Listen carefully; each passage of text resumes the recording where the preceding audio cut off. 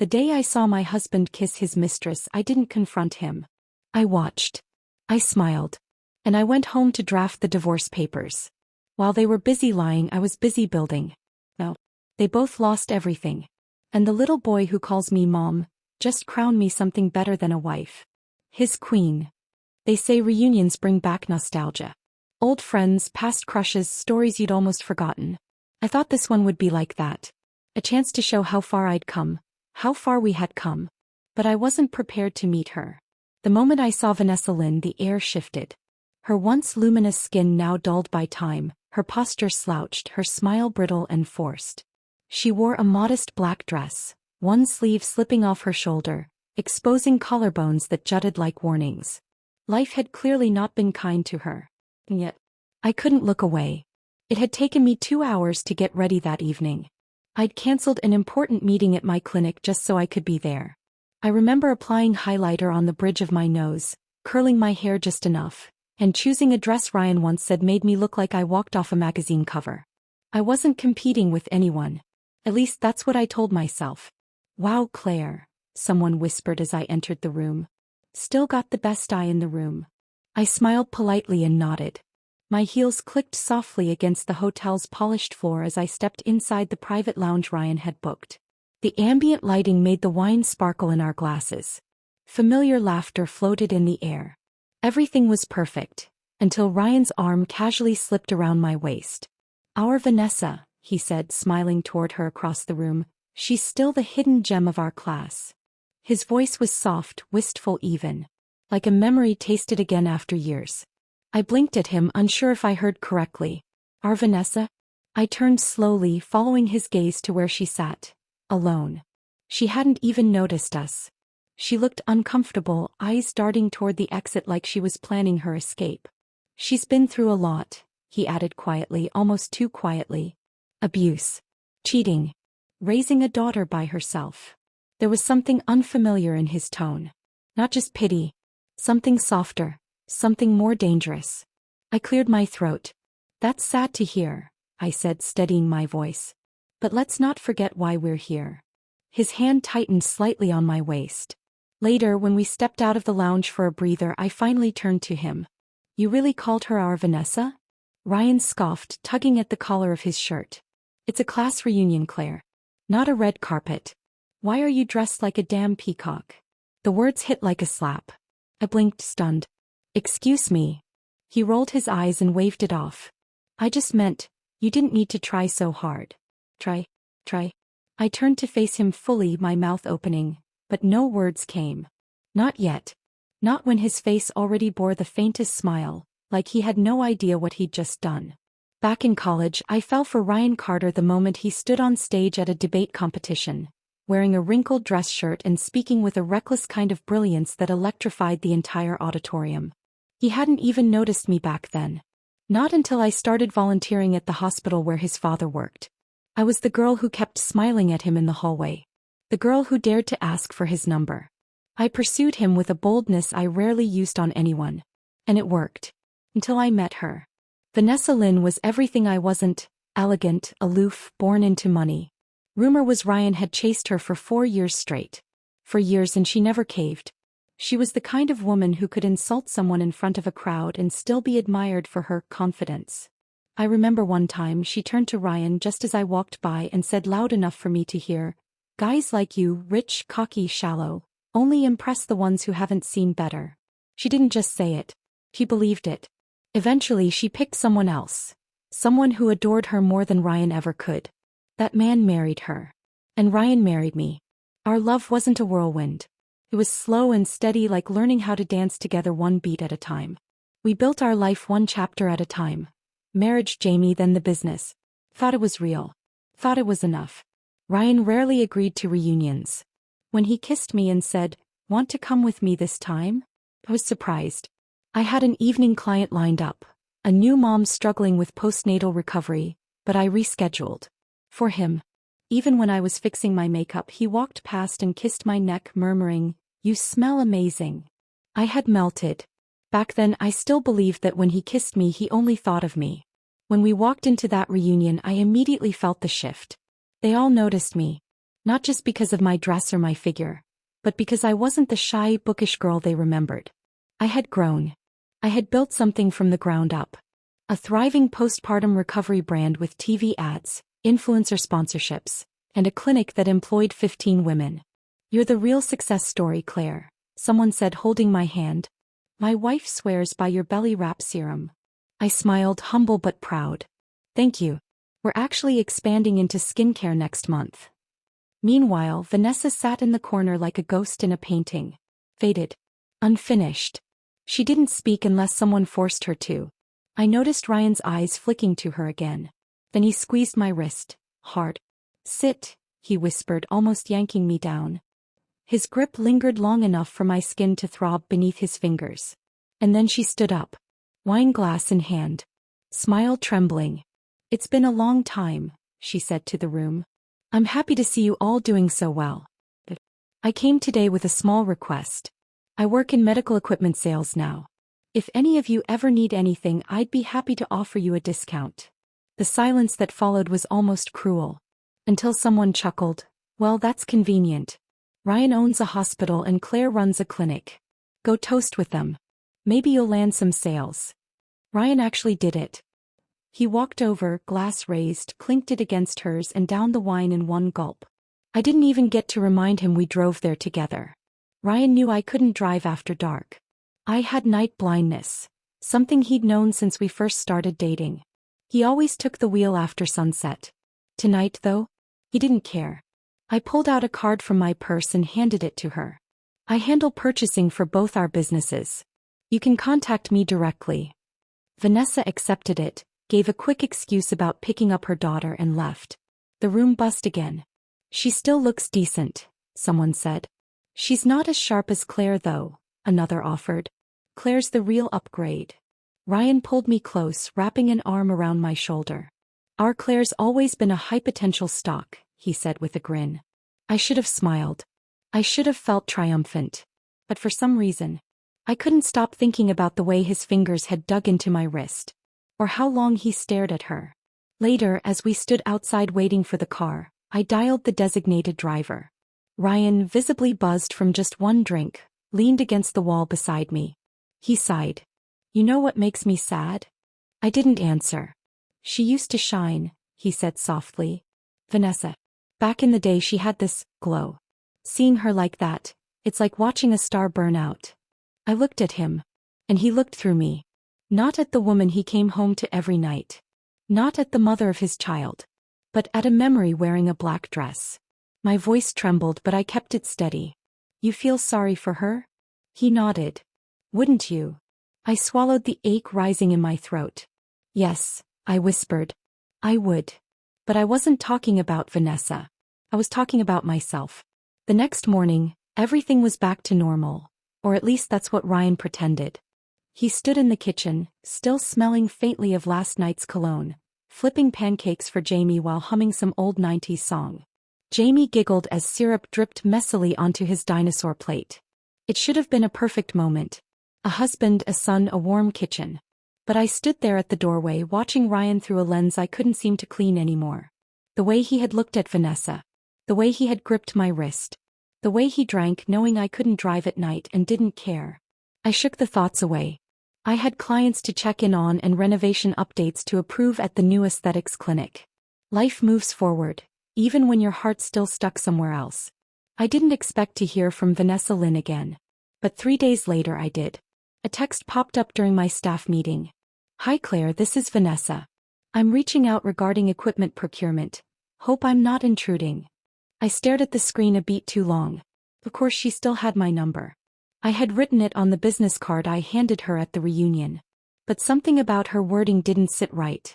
Not, "Hi Claire, hope you're well." Not, "Hi Claire, just following up."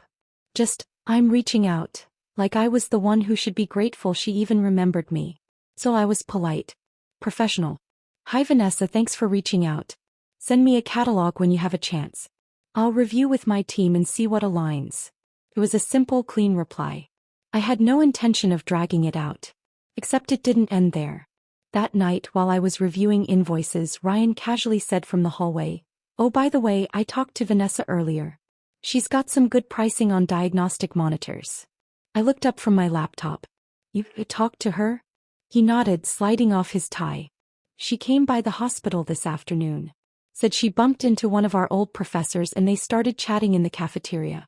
She asked about our ICU upgrades and I figured I'd hear her out. My lips parted but I said nothing. I handled procurement for both my clinic and Ryan's hospital. Not because I demanded it but because I had the experience.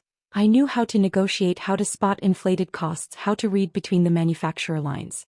It was always our unspoken agreement. Ryan knew that. I already gave her my card, I said calmly. She can just deal with me directly. He shrugged. Didn't seem like a big deal. He had the brochures on her. I took a few. I stared at him. You're bypassing me. He raised an eyebrow. Claire, seriously? I'm not being petty. This is business. His eyes narrowed slightly. And you don't think this reaction is? There was the shift. That subtle twist of tone. The one that made me feel like I was the crazy one. I didn't say you couldn't be involved, he continued. I just made a small decision while I was busy managing, an actual hospital. I clenched my jaw and turned back to my laptop. Noted. 2 nights later I woke up to the sound of faint buzzing. Ryan's phone, left charging on the side table, lit up with a notification. Vanessa Lynn, got the revised specs. We'll send you photos later. Hope I didn't wake you, smiley face. I stared at the screen. My heart was calm, eerily so. It wasn't rage I felt. It was confirmation. Ryan never locked his phone. I didn't need to snoop. I wasn't that kind of woman. I simply got up, walked into the kitchen and made myself tea. The bitterness of the ginger root sat heavy on my tongue. 10 minutes later Ryan walked in, rubbing sleep from his eyes. Why were you up? I could ask you the same, I said, sipping slowly. Busy texting your vendor at 1 a.m.? He blinked. What? I shrugged. You left your phone on the nightstand. She messaged you. Ryan exhaled, the kind of sigh men use when they think you're being emotional. She has a kid. Her evenings are hectic. It's the only time she can respond. She's not your only vendor, I said coolly. Funny how none of the others text you after midnight. His expression hardened. Are you seriously jealous? No, I said. I'm professionally insulted. He scoffed. You're reading into this way too much, Claire. She's just trying to stay afloat. You saw how she was at the reunion, she's struggling. I didn't respond. Because I wasn't sure which part upset me more, that he was texting her so freely, or that he was defending her with such softness. The next day I spoke with my assistant Ting about our renovation timeline. But even as we reviewed paint samples and equipment lists, I couldn't shake the gnawing doubt. Was I overthinking? Was this just Ryan being generous? Generosity wasn't a crime, but discretion mattered too. Boundaries. Respect. I used to believe Ryan understood those things. That evening we had dinner at home. Jamie was playing with his toy train at the table, making elaborate choo-choo noises. I'd made his favorite, butter garlic noodles with tiny broccoli trees. Ryan was on his phone. Dinner's ready, I said gently. Just a sec, he mumbled, typing fast. I waited. 5 minutes passed. Then 10. Even Jamie looked up at him, confused. I finally put my fork down. Is this equipment issue urgent? Ryan looked up, almost startled. Huh. You haven't touched your food. He set the phone aside with a sheepish smile and reached over to pat Jamie's head. Sorry, buddy. Mommy's right. Let's eat. I tried to let it go. But it followed me into the bedroom. That night as we got ready for bed I asked, what's going on with the order? Ryan glanced at me while brushing his teeth. It's just a delay with one of the machines. Might be a parts issue. Vanessa's checking. So she's the sales rep and tech support? He laughed, spitting into the sink. Claire, come on. No really, I said. Is her company that unprofessional or is she just playing hero? He wiped his mouth and looked at me, amused. Wow. Are you actually jealous? Stop saying that like it's a punchline.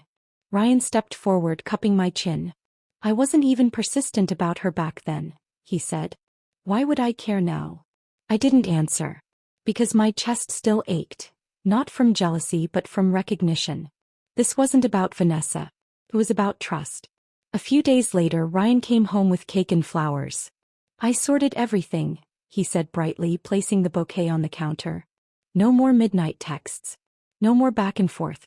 Just wanted to help a friend out, that's all. He kissed me light and perfunctory. You were right, okay? I nodded slowly. But then his mother arrived. Mrs. Carter. Uninvited as usual. I heard about what Ryan did for that poor girl, she said, setting down her purse like she owned our kitchen. You should be grateful, Claire. It shows he has a kind heart. She popped a grape into her mouth and smirked. If he saw someone he used to care about in trouble and didn't lift a finger, that would make him cold. And that's not the kind of man I raised. I blinked. You heard. He told me, she said. Vanessa's had a rough life. And look at her now, washed up. You really think my son would trade you for that? Don't be insecure. I stared at her, stunned. She leaned back, continuing, and while we're at it, this business of yours? All this work, these clinics, all this hustle? It's a bit much. Why exhaust yourself when our family doesn't even need the money? Just take a part-time job if you must. Focus on raising Jamie. That's what matters most. I felt something shift in me, a quiet final click. I smiled. Then I stood and walked out of the room. I didn't say a word that night.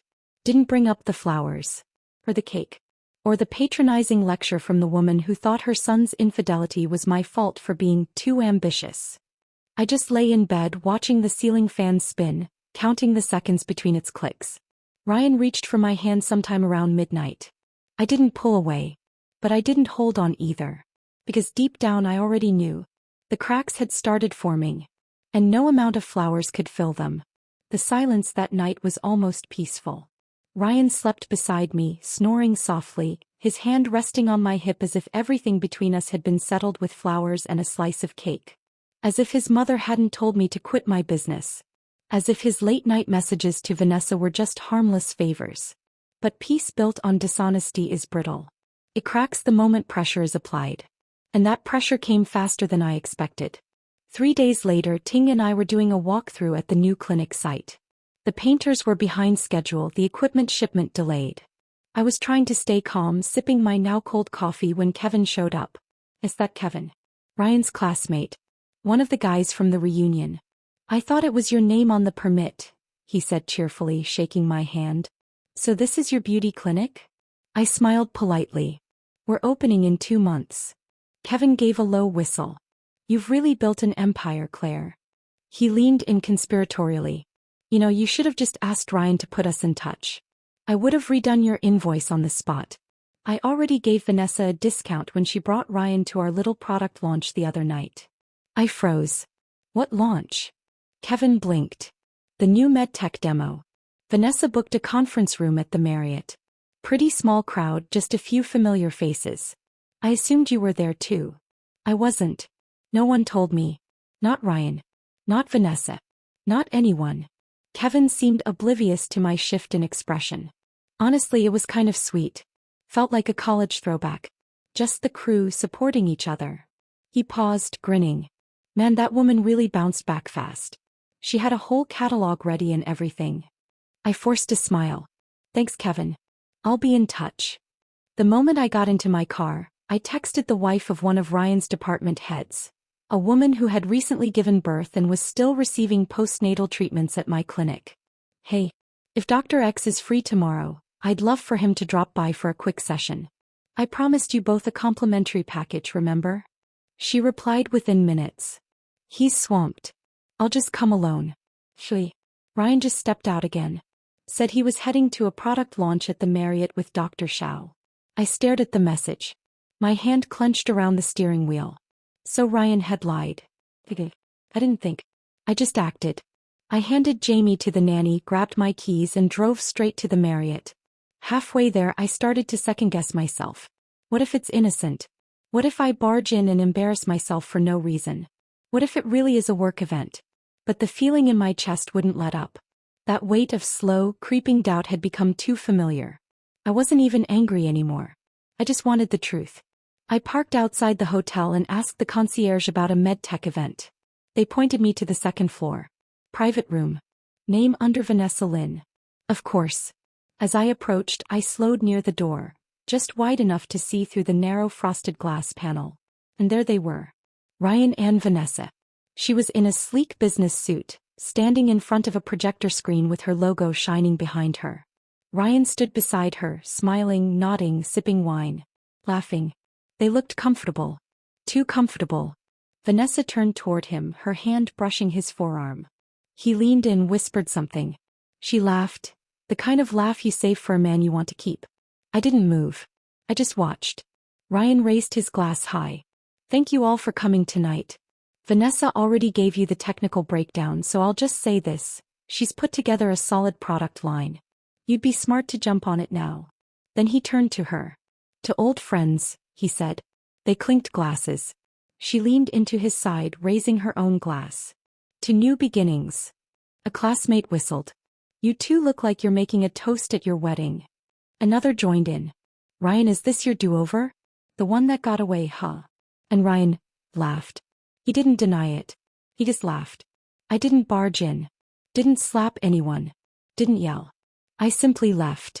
I got into my car and parked 3 blocks away, near the edge of the hotel parking lot, hidden under a streetlight.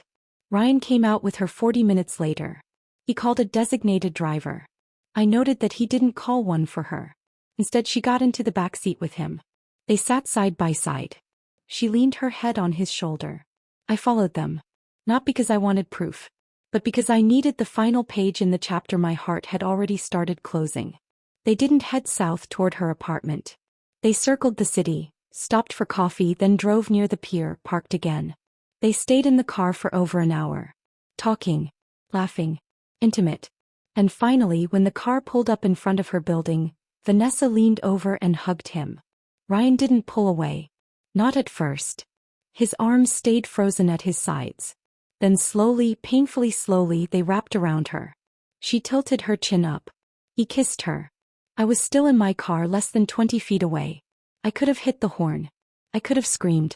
Instead, I picked up my phone and called him. He answered immediately, his voice light, even cheerful. Hey babe, you hungry? I was thinking of grabbing something before heading back. My heart pounded. Where are you? On the way home. Just wrapped up a meeting with some investors. Had a bit to drink, so I called a driver. I let the silence stretch. Then I said calmly, I heard from Dr. Zhao's wife that Vanessa hosted a product launch tonight. Pause. Then, she did invite me, but you know I didn't want to upset my little jealous wife. Little jealous wife. I looked out my windshield and saw Vanessa in a spaghetti strap dress, the same one she used to wear in college, now walking back down to meet him again. It was late autumn. She must have been freezing. But he still looked at her like she was glowing. I wanted to scream. But I didn't. Instead I said, didn't you promise me you'd never lie? There was no answer. Only the sound of him breathing. I watched them from behind my tinted glass. They stood outside her building for a long time, talking quietly, until finally she walked back upstairs. He stayed. Lit a cigarette. I called him again. This time my voice was softer. Ryan, your son's been waiting for you to tell him a bedtime story. He paused. Oh. I'll come home later, okay? Might not make it tonight. I'll message you. I'll have the nanny tell him the story, I said flatly. Just make sure you read one to her. The line went dead. I went home before he did. Walked quietly through the front door, past the family photos on the wall, into the room that still smelled like him. Jamie was fast asleep, his small body curled around the stuffed elephant I bought him last Christmas. I sat at the dining table, opened my laptop, and began. I didn't cry while drafting the divorce papers. There was nothing left to mourn.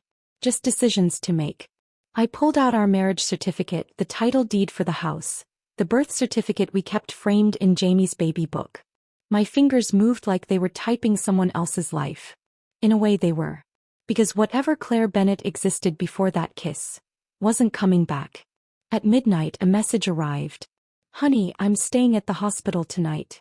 No one's here at the ward. I stared at it, then opened our old messages. Every one I'd ever transferred between phones. The years of good morning, beautiful. The photos of Jamie's first smile. The fights. The makeups. The promises. All of it. I tapped delete. Then I deleted him. Ryan didn't come home that night. Of course he didn't. He didn't know I had followed him. Didn't know I had seen the way he leaned into Vanessa outside her apartment, The way their kiss lingered like it belonged there. He didn't know my dashcam had captured every second of it in sharp, unforgiving detail.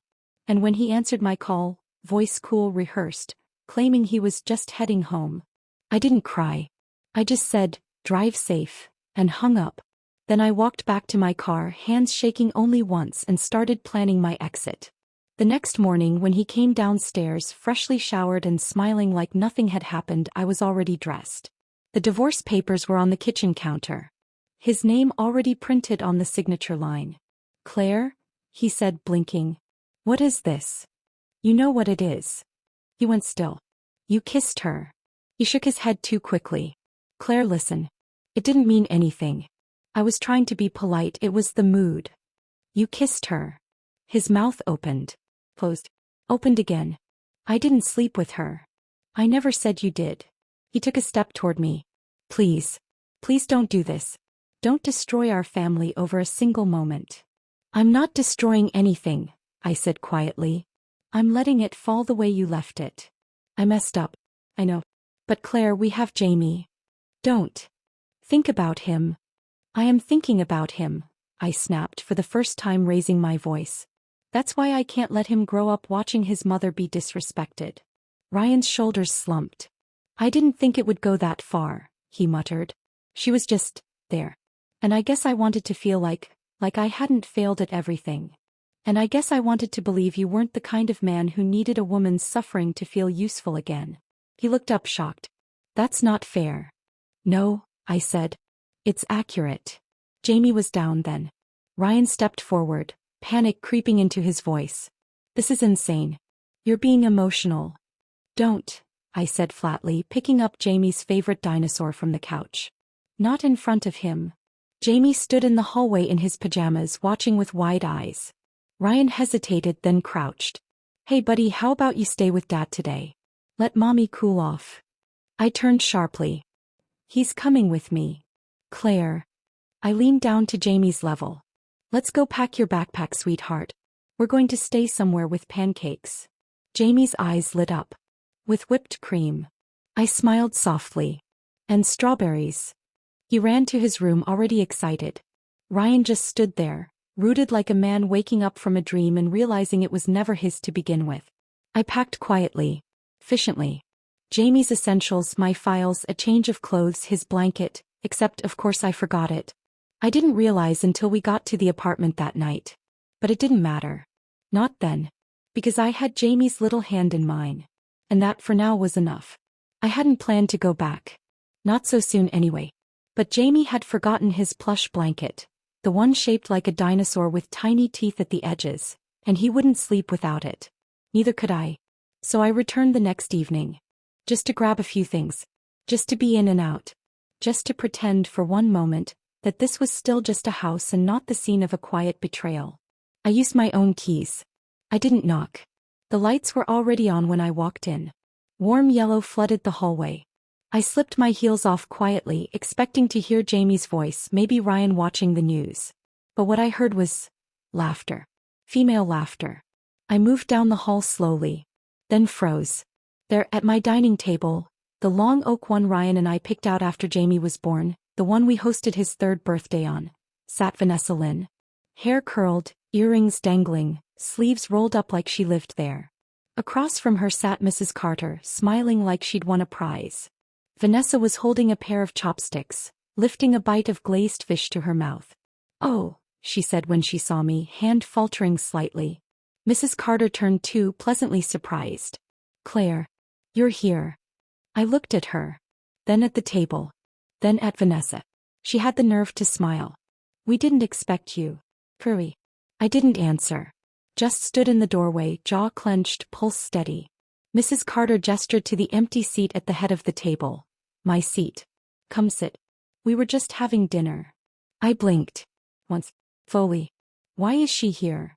asked my voice low. "She stopped by the hospital," Mrs. Carter said casually. "I invited her over. She's just an old friend. You know they go way back."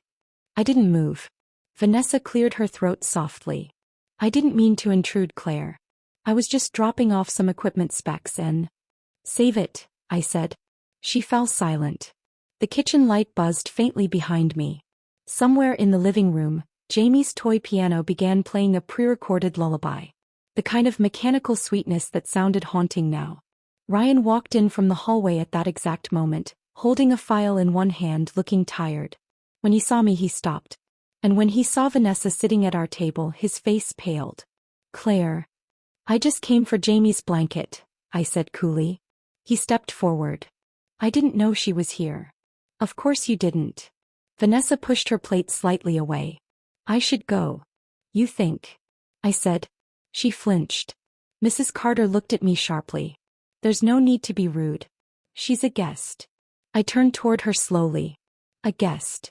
She's just here for dinner. Did you also invite every woman your son has kissed this month, or just the ones I've caught?" Mrs. Carter gasped. "Claire." I ignored her and turned to Vanessa. "You want to sit at my table, Vanessa?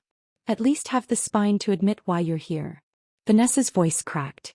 "It wasn't like that." I took a step closer, folding my arms. "Did you forget the parking lot? The kiss? Or did you think I wasn't watching when you put your arms around my husband outside your apartment?" Ryan stepped in then, voice low. "Claire, please." I didn't look at him. "This was your mistake," I told her. "But sitting here, in my chair, using my plates, smiling at my mother-in-law, that's just disrespect."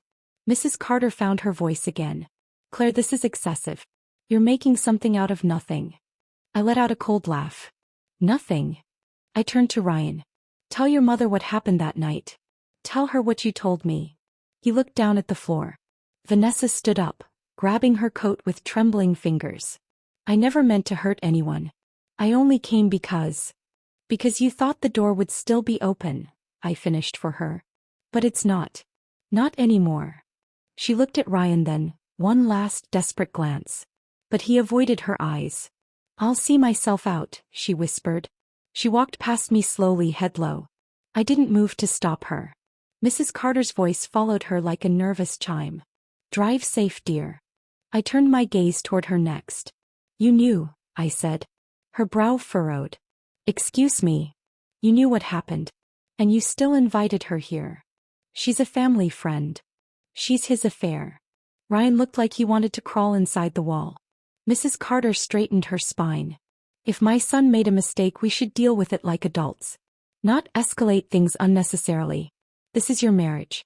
You should be trying to fix it, not burn it to the ground." I exhaled. The kind of long, tired exhale that leaves nothing behind. "I'm not burning anything," I said. "I'm just done pretending it isn't already ashes." 10 minutes later, I was in Jamie's room, folding his blanket gently into my tote. I found his dinosaur slippers under the crib and added them too. I kept my breathing steady, even as I heard low voices in the hallway behind me. Mrs. Carter whispering to Ryan, Ryan trying to defend himself, defend her, defend them. I didn't care.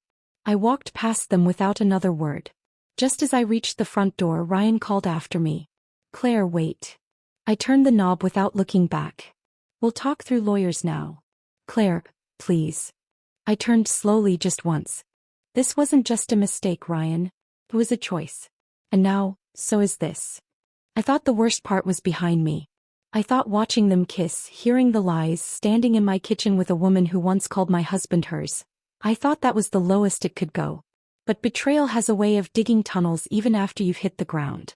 The morning after I found Vanessa at my dining table, I woke up to a notification from my dashcam app. New footage recorded. I'd almost forgotten I'd parked directly behind Ryan's car that night. I didn't expect to use the footage, I just wanted to see. But when I watched it, there was everything. Them standing under the amber street lamp like no one else existed. The gentle touches. Her hand on his chest. His leaning in. Their lips meeting, lingering. The kiss wasn't accidental. It was intimate. It was rehearsed. And now, it was mine. We met at a neutral cafe near the courthouse. I'd asked him to come alone. He didn't. He brought his mother. Of course he did. "I think it's better if we keep this civil," Mrs. Carter said, sipping her overpriced herbal tea. "Jamie deserves 2 loving parents, not tension and trauma." Ryan nodded like a student being coached. "Claire," he started, voice low, "I want to do what's best. But maybe we can reconsider the joint custody schedule. Jamie's used to the house." I placed the phone on the table. Hit play. The video loaded in silence. Street lamp. Cor. Vanessa. Him. The kiss. Mrs. Carter gasped audibly. Ryan's face drained of color. No one spoke until the video ended. I looked up. I'd like full custody. Ryan blinked. Claire. I'm not keeping him from you. You'll get visitation. As per the draft agreement. But he's staying with me. Mrs. Carter sat frozen. He's just a child, she said finally. He shouldn't be caught in the middle of this. He shouldn't be raised in the middle of this, I corrected her. Ryan leaned forward, hands clasped. Please. Don't do this. I already said I'm sorry. This isn't revenge, Ryan, I said, my tone calm. This is protection. He swallowed. So what do you want? I want what's mine. Nothing more. We met again 2 days later. No lawyers. No press. Just the three of us in the living room of the house we used to call home. Jamie was at daycare. Mrs. Carter wasn't there. It was just Ryan standing with a folder in his hand and shame in his eyes. He handed me the signed deed. You can keep the house, he said. You raised our son here. You earned it more than I ever did. I took it without ceremony. I'm not asking for your shares, Ryan, I said. Or your accounts. I don't want a war. He shook his head. I know. I want Jamie. I want the house. And I want peace. He looked at me like he didn't recognize me anymore. Maybe he didn't. Maybe I didn't either. I moved back in that week. Not as a wife. As a mother. As a woman reclaiming her space. The rooms felt different. Smaller somehow. Not because they'd changed, but because I had. I removed the wedding photo from the hallway. Packed it in a box and labeled it archive. Not trash. Not memories. Just archive. Because I wasn't erasing what happened. I was storing it where it belonged. In the past. Jamie adjusted quickly. Children are resilient that way. He never asked why we moved back. He just ran down the hallway squealing when he saw his dinosaur blanket on the bed again. Me. I poured myself into my work. The postpartum center. The aesthetics clinic. The new hiring round for therapists and consultants. Every brick I had laid was mine, and now I built without waiting for someone else's approval. One night, a week after the house was officially in my name, Ryan showed up at the door. He didn't knock. He just stood there, hands in his pockets as I opened it with Jamie beside me. Hey buddy, he said, kneeling to Jamie's level. I brought you that fire truck we talked about. Jamie squealed, grabbing the toy from the gift bag. I watched silently. Then Ryan looked up at me. I just wanted to see him. You could have texted. I didn't think you'd answer. He wasn't wrong. I stepped aside, letting him in for a few minutes. Jamie showed off his toys while Ryan smiled and nodded like he still remembered how to be part of this family. But when it was time to go and Jamie waved goodbye, Ryan lingered at the door. You're not even going to ask how I've been? He said, half joking. I met his eyes. No. He nodded slowly. I figured. He turned to go. Then stopped. You really didn't want anything else? I never did, I said. I just wanted to be respected. He opened his mouth to speak. Closed it again. Then walked down the porch steps, slowly, like a man who no longer knew the weight of his own feet. Later that night, I lay in bed with the windows open. The house smelled like clean sheets and eucalyptus oil from Jamie's humidifier. The silence wasn't lonely anymore. It was mine. Peace doesn't last long when you're dealing with people who don't know when they've lost. I had everything I needed. The house, Jamie, my clinics, and a silence I had built brick by brick. I didn't ask for more. I didn't dig for revenge. I didn't post quotes on social media or make passive-aggressive comments at brunch. I simply lived. And that, I think, is what drove Vanessa mad. It started with whispers.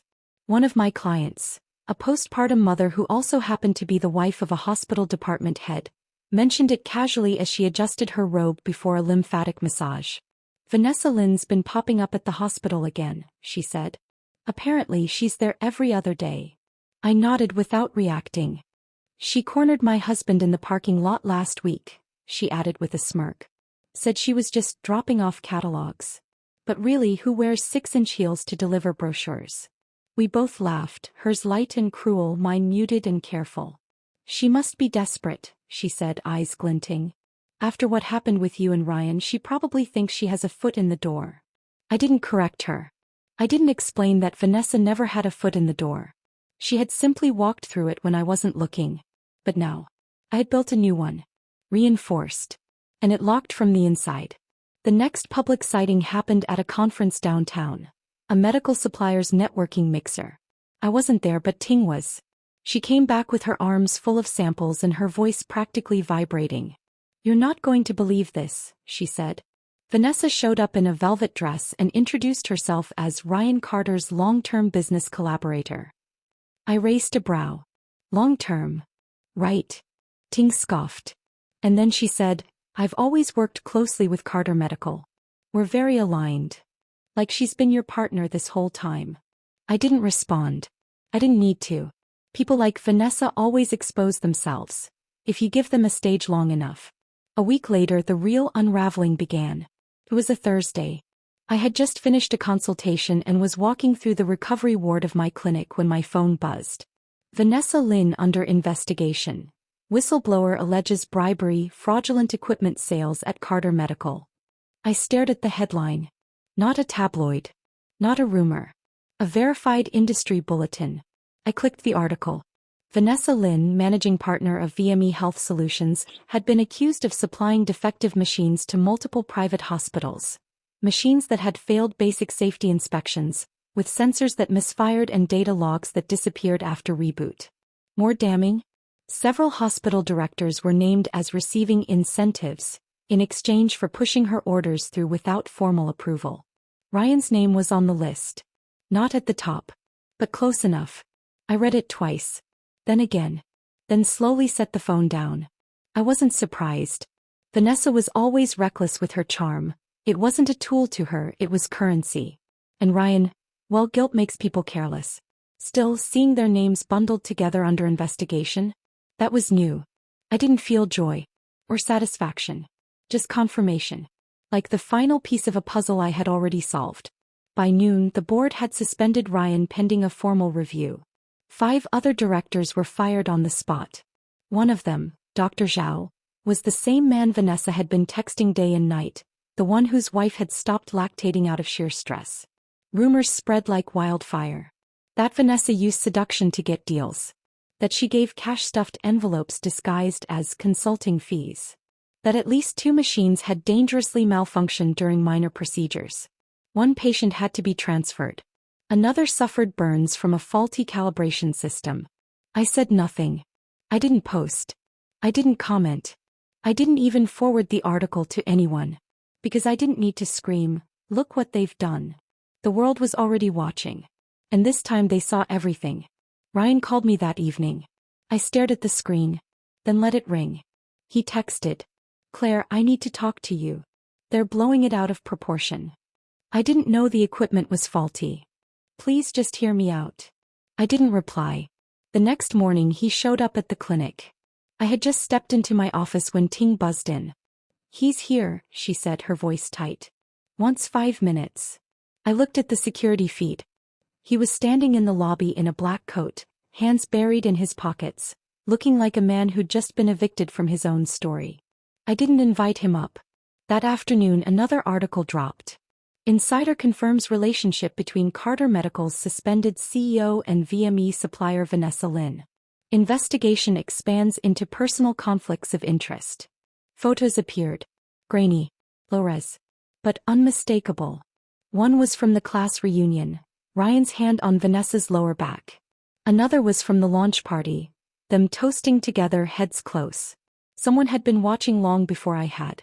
Vanessa tried to salvage it, of course. She posted a carefully worded statement online. "As a working mother and entrepreneur, I have always strived to bring innovation to women's healthcare. These accusations are baseless and I will fight to clear my name. I am being targeted because of my gender and my success." The comments section lit up. And not the way she hoped. "You kissed a married man and sold broken machines. Women don't tear other women down to succeed. Success without ethics isn't success, it's a scandal. You're not being targeted. You're being exposed." I didn't say a word. Didn't even press like. I just brewed tea. Sat on my balcony. watched the city buzz under sunset, and waited, because sometimes silence is louder than thunder. I never imagined I'd walk through the front doors of Carter Medical again, at least not like this. Not in a fitted blazer with a full legal team flanking me. Not with acquisition papers tucked in a black leather folder. And certainly not with the knowledge that the man who once scolded me for trying too hard now had nothing left but a crumbling empire and a name being quietly erased from every office plaque. But life has a strange way of folding power back into the hands of those who were once dismissed. That morning I stood under the hospital's arched entrance and stared up at the sign, Carter Medical Center. Still intact. Still bold. But soon mine. The receptionist recognized me instantly. Mrs. Bennett, Miss. Sorry, do I say? Claire is fine, I said with a calm smile. She hesitated when she saw the attorneys beside me. One of them handed over a letter of intent, followed by a signed due diligence packet. We're here for the final review, he said. Per the agreement. She nodded shakily and picked up the phone. He's expecting you, she said a moment later. Second floor. Executive wing. Of course he was. The elevator ride was silent. My lawyer, Daniel, adjusted his cufflink and glanced at me. You're sure you want to do this in person? I nodded. He needs to see who's signing the check. Daniel offered a tight smile. Good. The doors opened. Ryan was already waiting outside his former office. Hello. Still dressed sharply but thinner than I remembered. A gray tinge beneath his eyes, the kind of weariness that expensive suits can't hide. Claire, he said softly. You look efficient, I finished. He looked down. Come in. The office hadn't changed.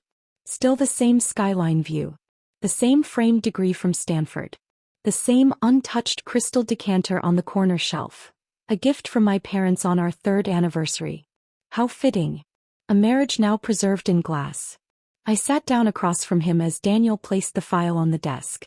The terms are clear, I said. This isn't a hostile acquisition. You'll retain your personal assets, but the hospital and its management will transfer under my holding company within the quarter. Ryan nodded slowly. He hadn't spoken since we entered the room.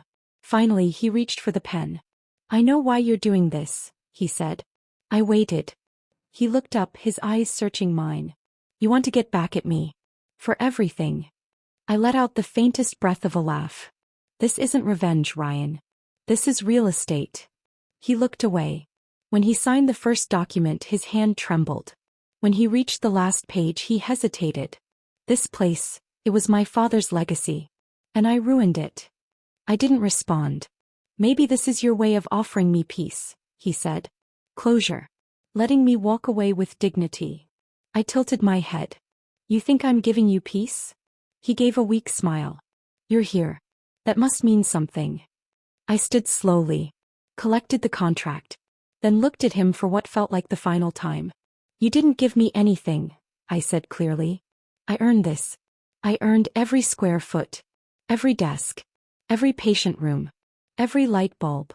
He said nothing. I built my future while you were building excuses, I added. This isn't a peace offering. It's a transfer of power.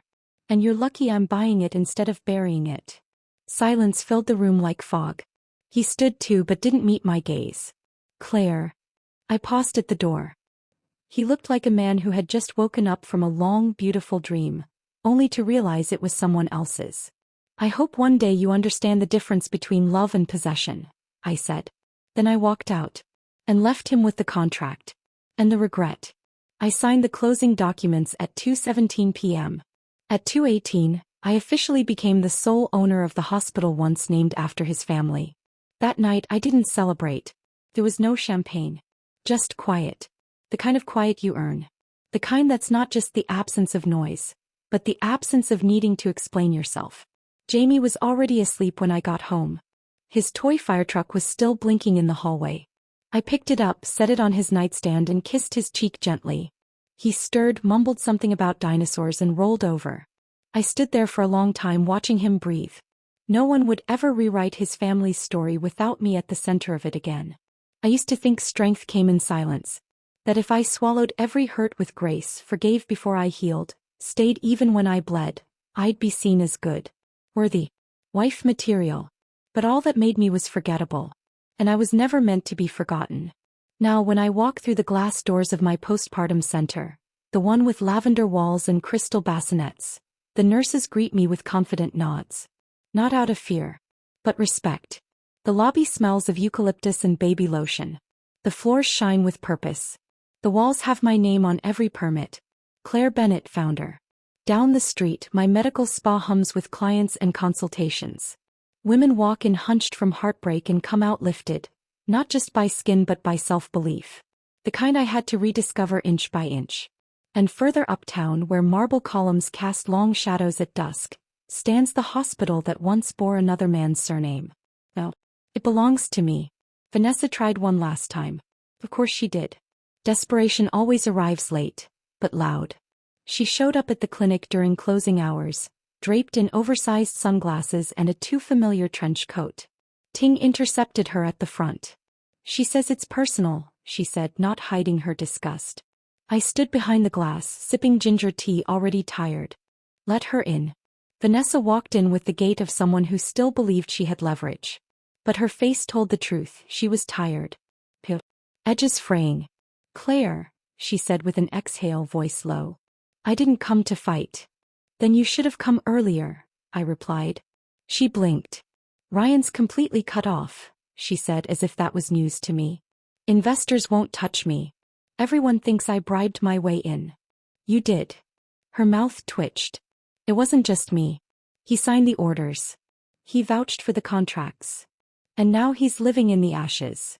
She looked around the lobby, eyes scanning the crystal fixtures, the nurses moving in gentle efficiency. This is yours. All of it. Vanessa let out a weak laugh. You really won, didn't you? I tilted my head. I didn't play a game. I built a life. She looked down at her hands. What do you want me to do? Apologize. I set my tea down. I don't need anything from you, Vanessa. Not your regret. Not your excuses.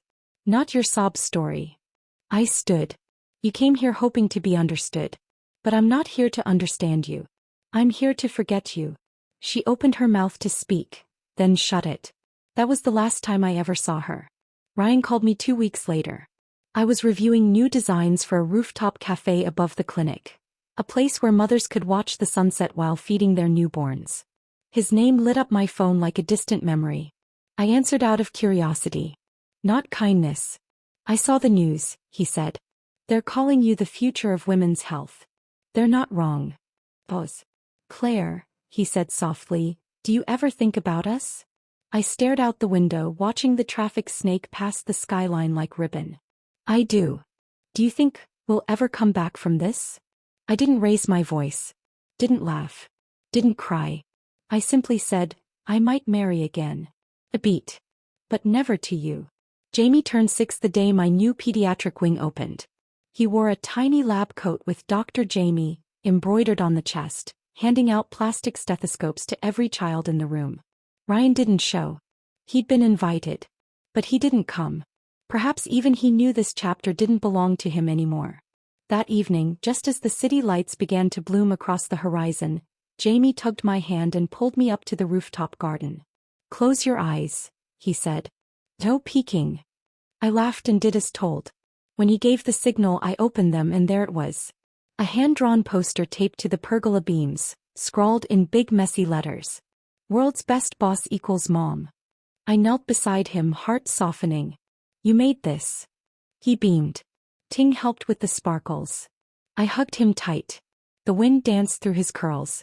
Below us, the glow of the clinic windows looked like constellations. The hospital shimmered in the distance. The spa sat nestled between buildings like a hidden gem. Every piece of it was mine. Not gifted. Not inherited. Earned. Built. Brick by stubborn brick. Jamie leaned against my side and sighed. You do a lot of things. I do. But being my mom is your favorite, right? I kissed his forehead. Always. He grinned. Then I'm glad Dad was dumb.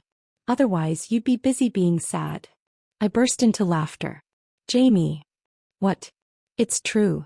I looked at him, all heart, all honesty, all mine, and smiled. Maybe, I said. But I'm not sad anymore. He gave me a toothy grin. Good. Then you can be queen of everything. I looked out at the empire below me. And I whispered not to him, but to the woman I used to be. He broke his vows. I built my throne. The end.